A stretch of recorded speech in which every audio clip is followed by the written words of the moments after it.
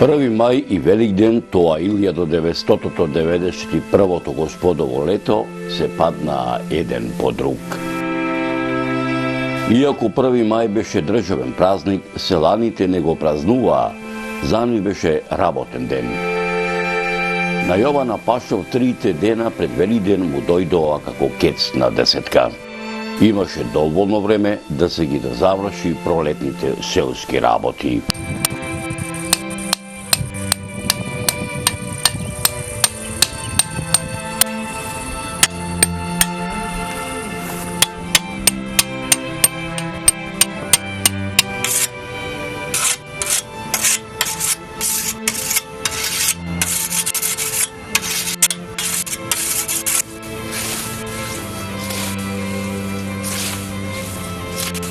Стојановски Јошин од селото Дуња.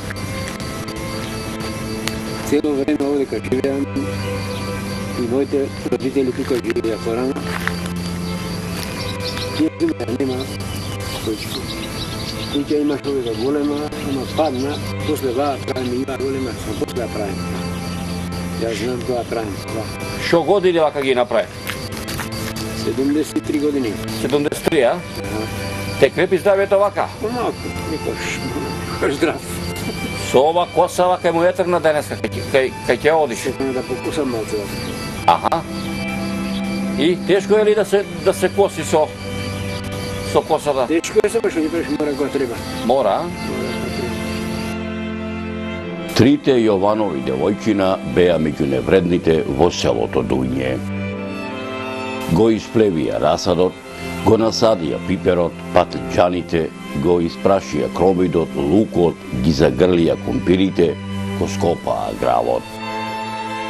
Не одеше многу долго, како што е редот и кај Јована зачестија стројници за најстарата негова ќерка.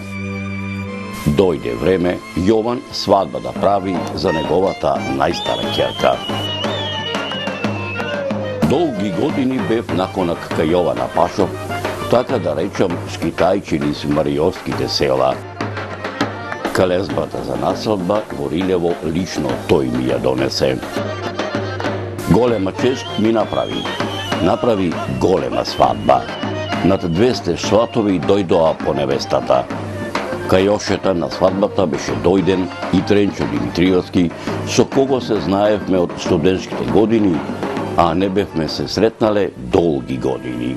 Ете пак, така да речам, Господ сакал по 10 години во Писокол да дојдам на сам ден на Илинден, на патрониот празник на манастирот Свети Илија, меѓу Мариовци, попознат како Писокалскиот манастир, да направам документарен видеозапис за древниот град Пелагон, престолнината на кралството на пелагонците. На сам ден на Илинден на Писокал, поречиси 10 години, кога последно се видовме во селото Дуње со Тренчо Димитриевски, повторно ни се вкрстија патиштата. Тренчо Димитриевски добро го познаваше овој терен, а бога ми тој мощне добро ја познаваше историјата и археологијата на Мариово, а посебно историјатот за древното кралство на пелагонците и древниот град Пелагон, а како немаше добро да го познава, оти тој беше чистокрвен мариовец, родом од селото Пушејца, родното село на Толе Паша.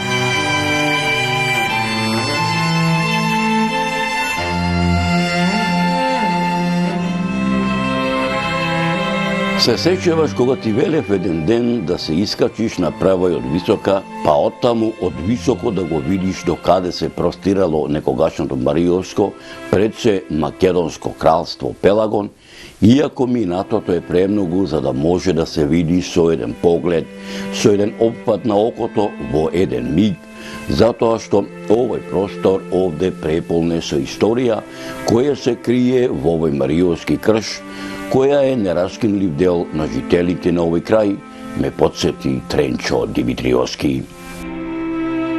Секако дека се сеќавам, но оставив малку кај мене да созре сето тоа што тогаш го говоревме заеднички да го реализираме, затоа што овој крај е препон со остатоци од милениумска одисеја на жителите на овој крај, му одговорив.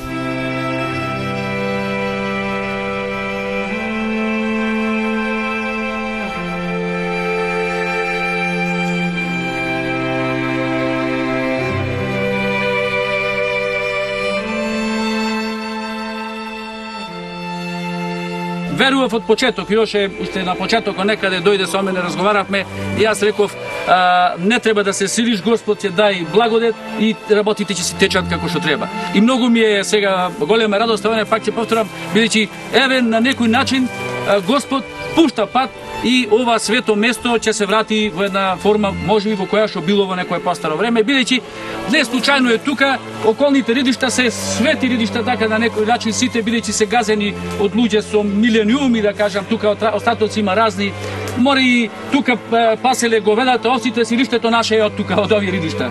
И сега, баш као тоа и многу битки и немили настани се случи летеа Маргара таму, па и овде на Висока, Првата светска војна, Балканските војни, пред тоа исто така случувале работи.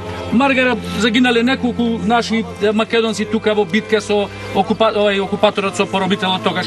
И затоа и кам ова место не случајно, во средиштето на такви собитија, на едно движење, онаму од кај што сме произлегле, од кај што сме обстанале и да се надевам и мислам дека ова е начинот на напредокот, на развојот. Со верата, со црквата, која што не одржала и која што и понатаму ќе не одржува, бидејќи можеби единствениот вистински и како институција и како вера која што не сплотува. Другото, да не навлегуваме во политики, гледате што ни се случува од разни страни, некако сме растргнати, а верата и црквата може да не обедине.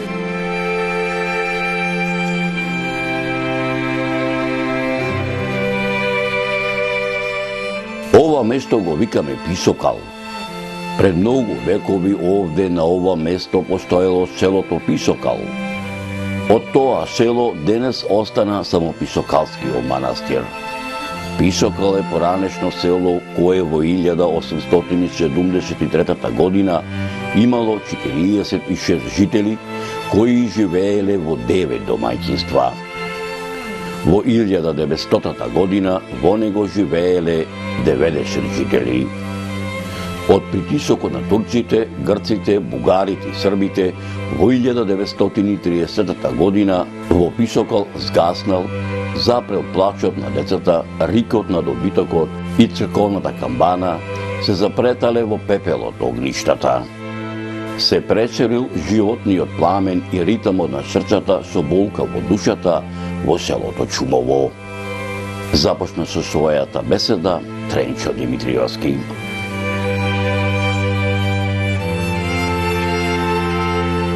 Иако селово одамна е згаснато, Писокалскиот манастир обстојува многу векови. Манастирската црква е посветена на Свети Илија.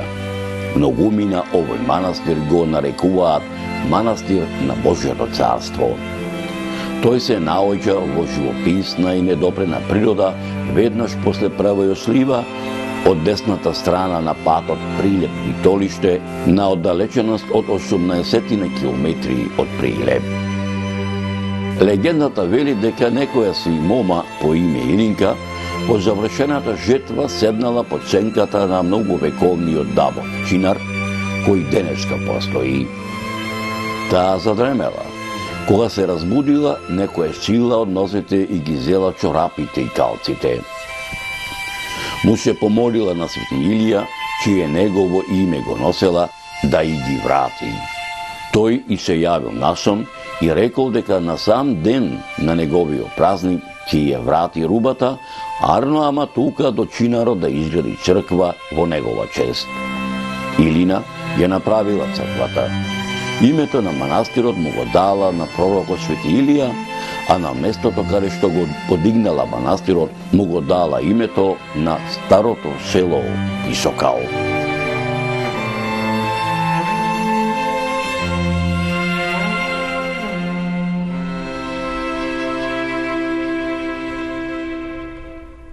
Најстариот запис на името на селото потекнува од 1568 година. Со исто име се среќава и во црковните книги во 16-тиот, 18-тиот и 19-тиот век, продолжи со своето раскажување Тренчо Димитриевски. Иако од науката не е точно утврдено, сепак се верува дека овдека на ова место се до 148 година пред Христа постоел утврден град кој преставувал каструм, од каде што се контролирал влезот и излезот на овој дел на Маријово. За тоа говорат бројните археолошки локалитети и артефакти откриени на ова место во 30-тите години на 20-тиот век. На овој простор се уште има сочувани видливи археолошки траги кои водат преку селото Бонче, Крушеица, Чаништа, Рапеш и Маково, па се до полското село Подмол.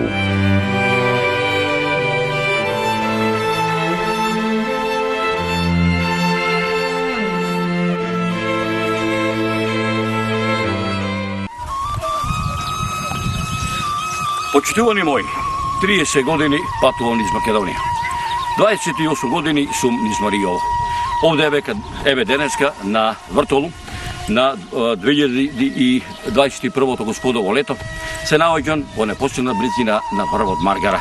Врвот Маргара е десно од мене, каде што во 1903 година се одиграла една од многуте битки за време на лидерскиот период.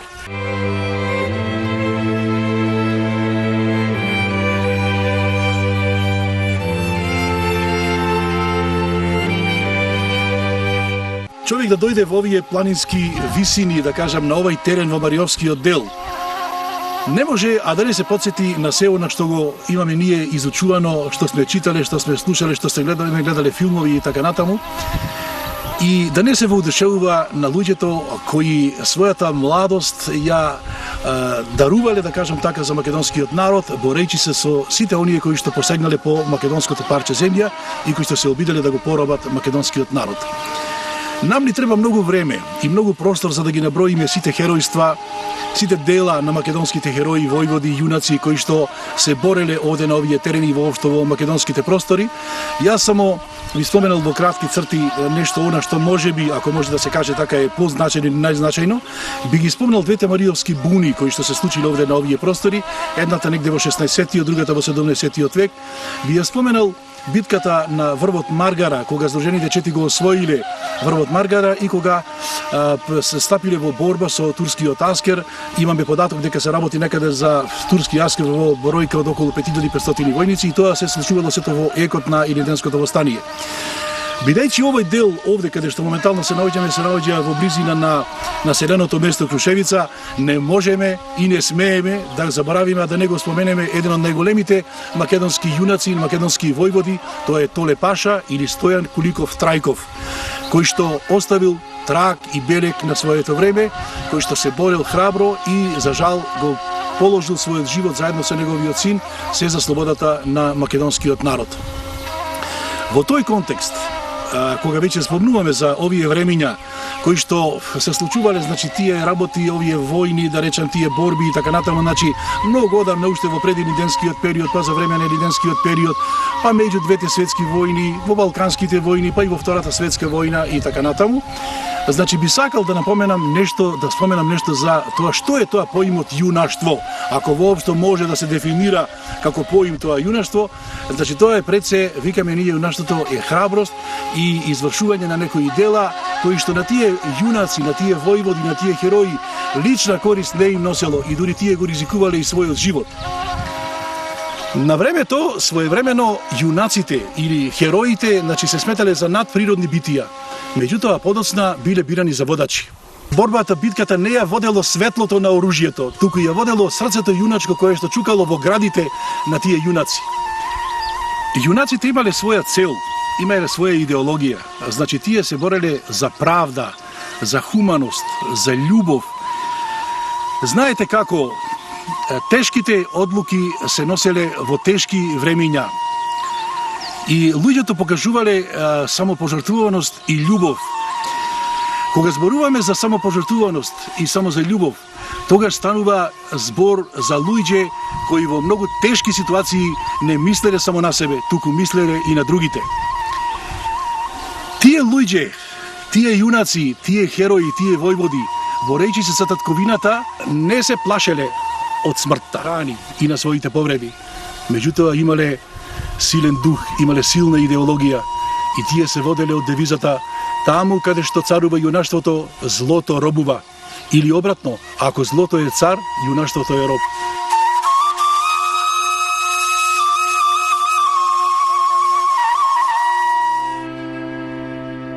На дел од оваа територија се распростирало последното древно македонско кралство Македонија IV, а ондека на врвон на висока се наоѓаат остатоци од престолнината на Македонија IV, градот Пелагон, а долу према селото Подмол, царската некропола ја продолжи својата приказна Тренчо Димитриевски. Одовде, од место во каде сега се наоѓаме, иако оваа питома височина мами, невозможно е обичен човек да се искачи до врвон горе. Голема стрмнина е, 40 промили е успонот, а густата дабова шума испреплетена е со трновит шумски честак, има големи провалии во вид на понори. Сето ова што го говорам го имам видено на стелитската снимка. Јужната страна на превојот е најбезбедна. До кралскиот дворец на висока водат две патеки. Едната започнува од селото Рапеш, навлегува во селото Маково, продолжува во Чаништа, скршнува до Крушеица, на местото викано Шипот, се спојува со патеката која започнува од селото Бонче, која накачува југоисточно во правец на гребенот Гробот, каде што свртува југозападно, накачувајќи се по гребенот и врвот Грнчарица на 1332 метри надморска височина, од каде што се спушта до преслапот Коњарник, каде се наоѓа извориштето Смрдлаец и оттаму по стрмна падина навлегува во густа дабова шума до самите археолошки скопини на античкиот град Пелагон, веднаш под самиот Карпест врв висока, некаде на 1480 метри надморска височина.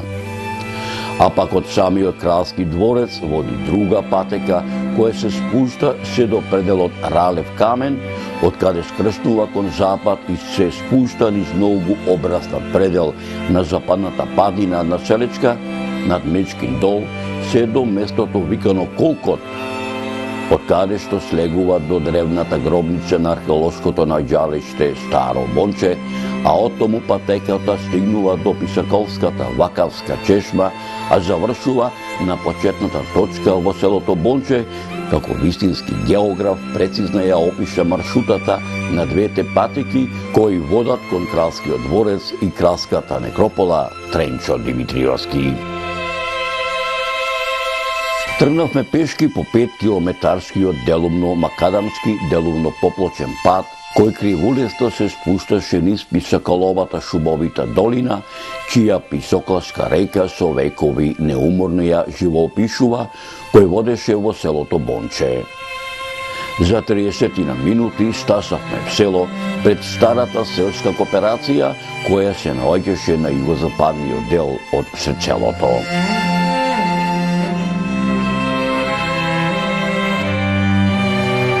Овдека, пред 7 години, кога дојдов, кога беше полна оваа просторија со селани. Ова некогаш беше продавница. Денеска е празна, нема ништо. Овдека ете, остана само катанецот. Овдека некогаш луѓето се собира, овдека некогаш влегува. Овдека пазареа, овдека беше пишувана и вересијата. Од овде се пазареа домаќините, колку граф ќе земат, колку пиво, колку ќе земат киритки леблебија, да ги пречекаат гостите, да ги пречекаат сватовите, да ги пречекаат невестите и да ги пречекаат световците. На средината на селото не пречека магарето Марко.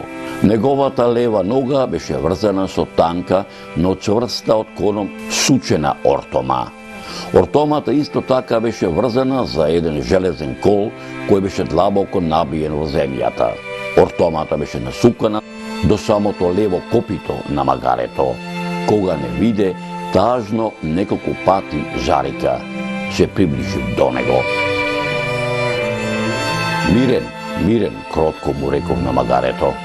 Тоа ги начули пругоре ушите, замавта со опашката, давајќи ми знак дека му треба помош. Внимателно му се доближив. Со левата рака го фатив за оглавникот, а со десната го погалив неговото лице. Биди мирен, сега ќе ти помогнам, му реков.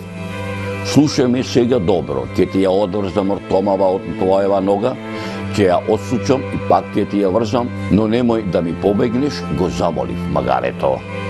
Тоа замавна со главата, давајќи ми магарешки збор дека нема да побегне. Ја одврзав вртомата, ја отсучив и пак ја врзав за магарешкото копито. Марко во знак на благодарност зарика, но не натажено.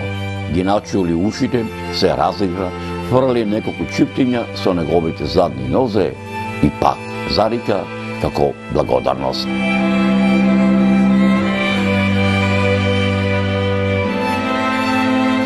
Ти си знаел многу убаво да се снајдеш со магарињава, се пошегува со мене Тренчо Димитриевски. Умеам, многу убаво умеам да се снајдам и јас имав магаре во Рилево, кога ќе ме насети дека си доаѓам дома, рикаше како што волкот завивал во пуста гора, се пошегував.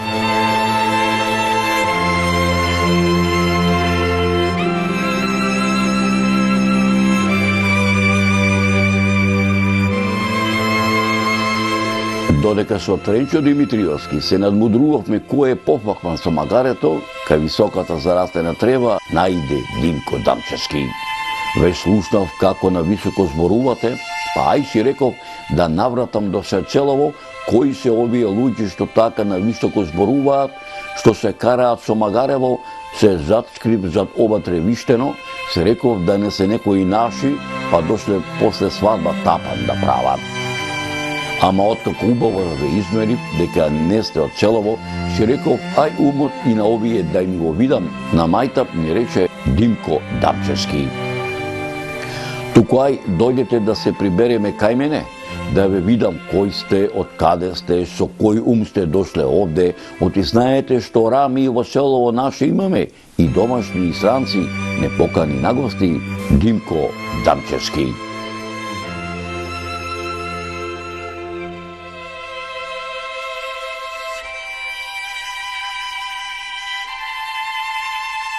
Ова селово наше многу е старо. Старите ни велеа дека е од времето на Александар Македонски. Како го добил името, никој не знае. Овде сето е со старини. Со селово владееле многу цареви, кралеви, бегови и аги. Овде на селово ќе појдете, ќе видите, ете јас ако треба ќе ве одведам да ви го покажам патот, има големи ѕидени, големи камени блокови, наредени еден на друг, на вистина ви велам. Големи камени блокови, долги и до 5-6 метри, широки и до 2 метри, наредени еден на друг. Мајстори биле големи тие што го правеле тој ѕид. Секогаш кога ќе појдам нагоре да пресечам некоја дренова прачка за обраки за тутунот, за леите, за најлонот да наберам, се чудам од каде ги донесле дури таму горе во планината, со што ги носеле, како ги делкале, колку толку прецизно се изделкани, една линија прават кога ќе ги видиш. Имам појдено дури долу во подморско, па таму да појдете има што да видите. Една голема ѕидина, гробница е или што е, не знам, ама како е направена, ми се чини дека ваква градба прецизно направена и најврвните денешни инженери нема да направат. Таванот на ѕидината е од камени блокови, направен меѓу нив нема ни кал, ни малтер, саде камен. Вакво чудо немам никаде досега во мојот живот, ниту сретнато, ниту видено, зачудено, ни велеше Димко Дамчевски.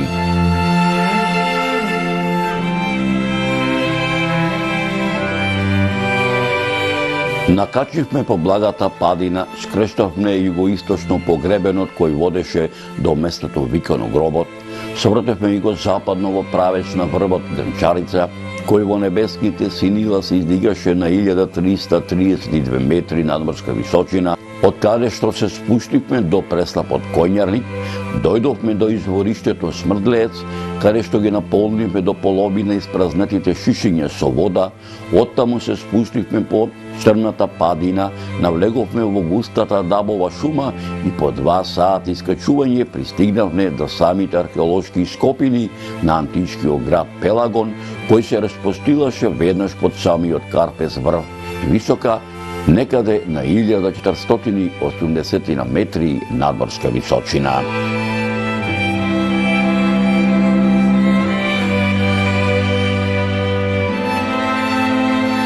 Се наоѓаме во просторот каде што точно пред 2168 години постоеше едно најстарите кралства на Балканот, можеби во светот и престолнината на кралството на пелагонците, градот Пелагон. Одовде, од овој простор, светот може многу нешто да научи, бидејќи тука се крие култура на која што и должи човештвото. Ова место каде што се наоѓа градот Пелагон, престолнината на Македонија четврта, во археолошките карти се среќава како Чаве или Цуцул. Во овој дел на Селечка планина се наоѓаат јасно видливи остатоци од голем број градби, обработени форми на карпите, како и една исклучителна градба од големи камени блокови, обиколени со широк ѕид, кој ја утврдува населбата во доцната антика. Градот обстојувал во раната и доцната антика, а археолошките наоди окажуваат дека таа имала своја намена и во следните векови, раскажуваше Тренчо Димитриевски. Токму поради тоа, древните жители на Пелагонија на неговиот највисок дел формирале населба со впечатливи димензии. Престолнината се распостила на околу 3 хектари. Остатоците од градбиве во форма на разрушени ѕидини и грамади од камен се датирани од древното македонско време. Тоа значи дека во периодот на развиеното македонско кралство на врвот имало населба од посебно значење за овој простор. На тоа посебно укажува централната градба од нависоката позиција на врвот, која зачудува со својата импозантност и киклопска архитектура.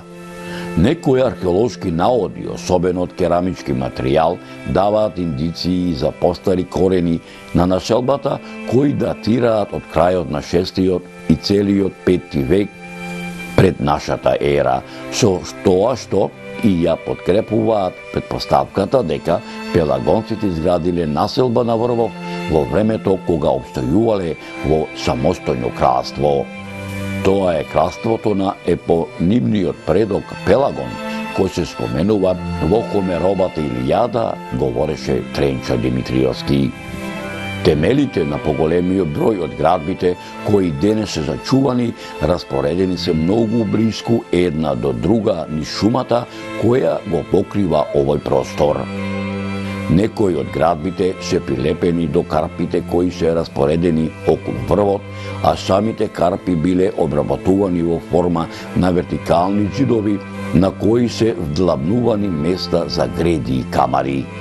На некои карпи се наоѓаат и големи рамно одбрамбени камени површини, а камени блокови во различни форми се вадени и од највисоките карпи на локалитетот.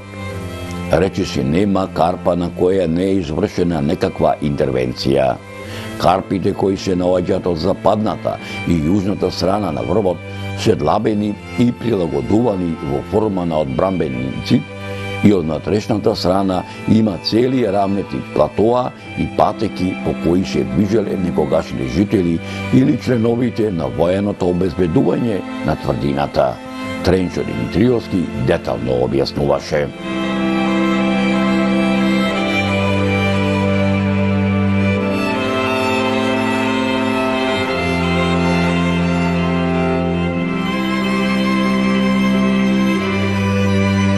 И сакам и да повикам нешто друго. Овдека Маријово е во центарот на една развиена култура во некои периоди. И некој ќе речи дека е настрана, како да кажам, на периферија на некоја држава, дали е Македонија или друга, тоа е всушност во центарот на една култура во еден постар период. Во центарот на една развиена култура во тој некој вика еленистички период, рана антика и така натаму, значи Марио е во тој центар. И сега кога ќе кажеме за поставен крај, како се вика, изолиран крај, мене малку ми пречи. Во турскиот период горе-долу како што било турската култура, империјата каква наметнала култура, така сме живееле. Меѓутоа, во тие претходните периоди, па и подосна, овдека било во центарот на една развиена култура. И тука сега наоѓаме експонати со високо значење, и културно, и уметничко, и сега. Ние за жал го гледаме тоа како ете изолирано, зад планините, Прилеп е далеку, Битола е далеку, изолирано и таму живееле некои. Археолошки локалитет, познато како Висока Старо Бонче, веќе 165 години им го привлекува вниманието на бројни археолози и научници кои трагаат по ранноантичкиот град Пелагонија, престолнината на пелагонските кралеви од 4 век пред новата ера и главен град на Македонија четврта, меѓу нив е и археологот Виктор Лилчич, кој раководи со археолошките ископувања на локалитетот. Локалитетот е дефиниран уште во откриен, значи истражуван во 2005 година и од 2005 година би рекол така повремено ние го нарекуваме тоа систематско истражување со помал број денови, меѓутоа константно до ден денеска, нели тука сме присутни како археолози, значи. Воглавно работеше филозофскиот факултет од Скопје, а сега се приклучи, односно го презема проектот Институтот за старославенска култура од Прилеп, значи одделот за антички истражувања. Сега вака, во рамките на нашите, да речам, теренски истражувања, заклучивме, откривме дека се работи за археолошки комплекс од повеќе локалитети, со тоа што овој град што се наоѓа на врвот Висока би бил акрополниот дел од еден поголем комплекс, градски цивилизацијски комплекс, кој што е најверојатно античкиот град Пелагонија, центарот на кралството на античките пелагонци во периодот некаде од класичниот период, во 5-тиот, 4-тиот и да речеме дел од 3-тиот век пред новата ера. Визави овој локалитет кој што е акрополен на западната страна на локалитетот Старо Бонче се наоѓал пак долниот град кој што бил, значи, цивилен град, кој што биле, значи, главно граѓаните, жителите на градот, кој што зафаќа негде површина од околу би рекол 12 хектари површина, што е во споредба со останатите ранноантички градови во цела Република Македонија прилично импресивно. Значи тука се движат, ние имаме само да речам десетина толку градови ранноантички со по 10 и над 10 хектари од раната антика. На почеток од 2005-та, кога се искачивме прв пат тука со Дејана, значи мојот колега, значи тука видовме една доцна античка тврдина, која што на прв поглед не го привлече нашето, да речеме, нашето посебно внимание, меѓутоа кога излегува овие огромни камени блокови, тогаш почнавме да размислуваме за што се работи. Во цела Република Македонија ваква архитектура имате на многу малку места, некаде да речеме повеќе од десетина. Значи се гледа дека оваа архитектура ја градел некој посебен човек, посебни луѓе, кои имале некоја, значи, посебна, значи, финансиска моќ. Значи почнавме да размислуваме, да бараме по изворите и дојавме до ситуација дека до сознанието дека изворите нудат податоци. Главен податок е, значи, појавата во еден епиграфски споменик на името на пелагонскиот крал, кралот на пелагонците, кој што единствен можел тоа да го оформи, да го подигне, значи, најверојатно неговата гробница на Павла Чука во долниот град и градот долу и овој горниот град најверојатно бил тој. Монументалноста на градбата од 4 век на Акрополата укажува на некој моќник кој што може да си дозволи да направи вакво здание. И начинот на градба кој соодветствува со начинот на градба на самата гробница која што се наоѓа во атарот на село Бонче во падината на врвот на Висока, укажува на тоа дека единствено во тој период моќен човек кој што може да си го дозволи ова градителство на оваа недостапна точка е единствено кралот на пелагонците, потврдениот во изворите Менелај. Во моментов немаме наводи кои што би укажале на 100% поврзување на кралот Менелај или некој друг пелагонски владетел, но како што кажавме, монументалноста на градбата укажува на владетелот кој што во тој период екзистира на овие простори и владее со населението пелагонско. Се надеваме дека во наредните кампањи, кои што во иднина ќе ги изведуваме на овој локалитет, дека ќе го откриеме и крунскиот доказ, кој што неминовно би потврдил на кого точно му припаѓала, односно за кого точно е изградена оваа палата, резиденција, акропола, во која што веројатно се сместени кралот и најбитните функции околу самиот крал. Но не е далеко од вистината да се тврди дека може би сме блиску на откривањето на една од точките на антиката кој што долго време се трага, односно градот Пелагонија како четврта Мерида, единствена неоткриена сега од археологијата.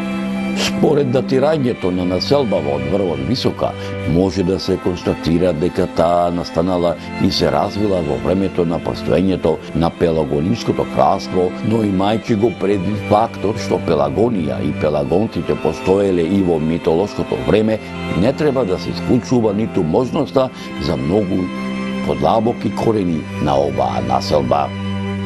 Познато е дека во раната антика, на делот просторот на денешна Пелагонија и делот Мариово, кое во тоа време влегувало во оваа територија, екзистирало Пелагонското кралство, што е потврдено со пронајдените епитавски споменици на кои се споменуваат Пелагонскиот крал и Пелагонски големец. На територијата на ова кралство живееле пелагонци кои, според Илијадата на Хомер, биле во блиски роднички врски со пелагонците, кое било силно племе со своји кралеви од долниот тек на Вардар, а населувале и простори на полуостровот Халкидик и на исток од него, во пределите крај морето, како и по долината на реката Стримон, денешна Струма, говореше Тренчо Димитриовски.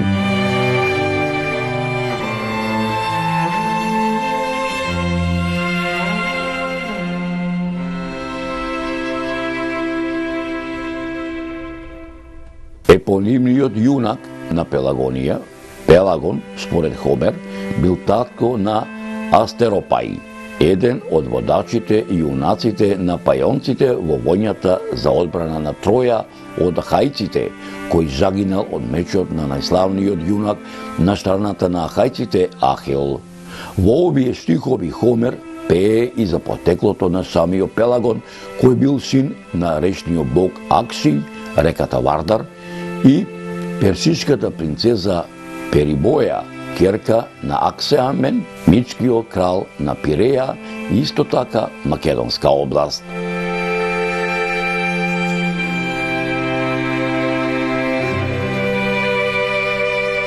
Дека Пелагонија била посебно кралство, има потврди и во подоцнежните извори, како пишани, така и материјални. Посебно впечатливи се два наоди на епиграфски споменици со надписи на кои се среќаваат две имиња, кои го носат презимето Пелагон, кои веројатно се древни пелагонски кралеви. На надписот, кој е датиран од годините 365-64 година пред нашата ера, говори за известен пелагонски крал кој имал добри односи со Атина, на кого името не му е познато, бидејќи тешко и читлив, а носи презиме Пелагон. На надписот, кој е датиран во 363-362 година пред нашата ера, говори за кралот Менелај Пелагон. И на двата споменика се искажува благодарност и почести од страна на Атина кон пелагонските кралеви. Во надписот пишува дека кралот Менелај Пелагон големи почести добил од атинскиот стратег Тимотеј за војната што ја водел Менелај Пелагон кај Халкидик и Амфил. Кралот Менелај Пелагон последен пат се среќава во пишаните документи од 350 година на старата ера како Хипах зборуваше Тренчо Димитриевски.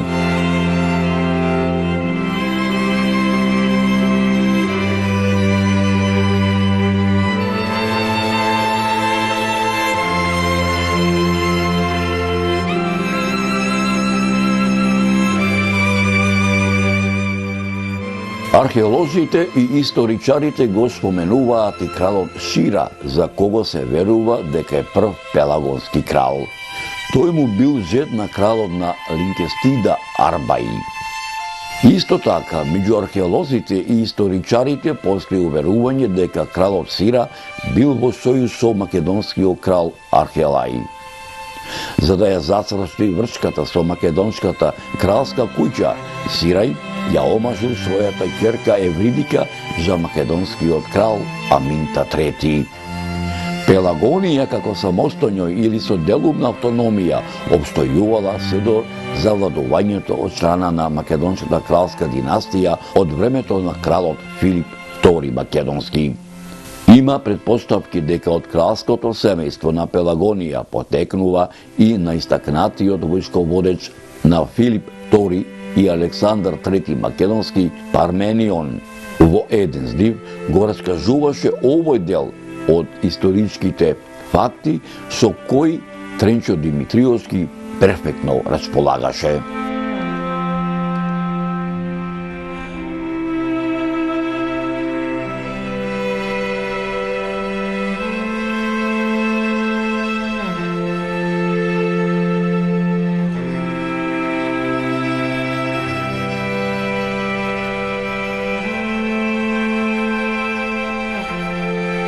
Иако во мојот живот неколку пати се имам искачено овде на висока, иако неколку пати сум бил овде меѓу овие џирини, вака убава приказна што ми ја раскажа немам чуено, го пофали Димко Дамчевски, Тренчото Димитриевски.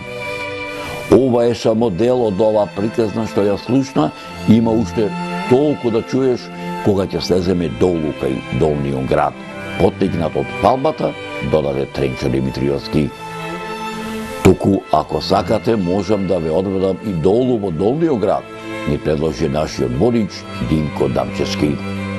Убав ти е алот, на Мориовски му се заблагодарив.